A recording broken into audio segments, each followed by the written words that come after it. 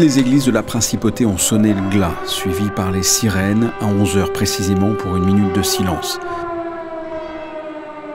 Un silence qui résonne dans toute la Principauté, sur la place du Palais,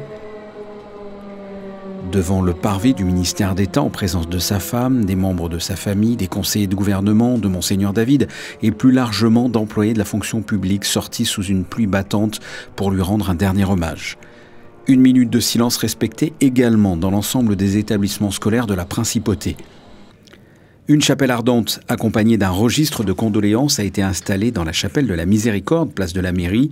Cette chapelle est ouverte au public de ce lundi à mercredi de 10 h à 17 h pour permettre aux monégasques et résidents de se recueillir devant le cercueil d'un homme à la poignée de main franche et au discours direct, Monsieur Didier Guillaume.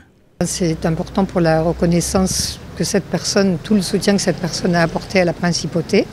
Et c'est toujours important de prier pour le salut de l'âme des personnes qui se sont dévouées, n'est-ce pas? Le fait que M. Guillaume disparaisse aussi brutalement ne peut que nous sidérer au sens propre. C'est une raison pour laquelle nous voulons très modestement apporter le témoignage de notre reconnaissance. C'est une personne que j'ai eu l'occasion de connaître et que j'apprécie énormément par ses qualités, par sa compétence, par son dynamisme et par ce qu'il a apporté dans très peu de temps à la Principauté de Monaco.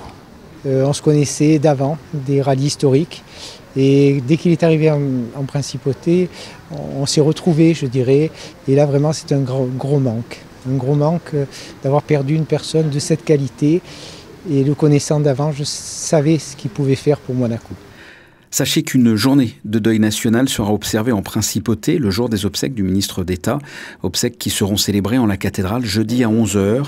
Ce jour-là, les services publics, les établissements scolaires ainsi que le secteur privé resteront en activité et les drapeaux demeureront en berne.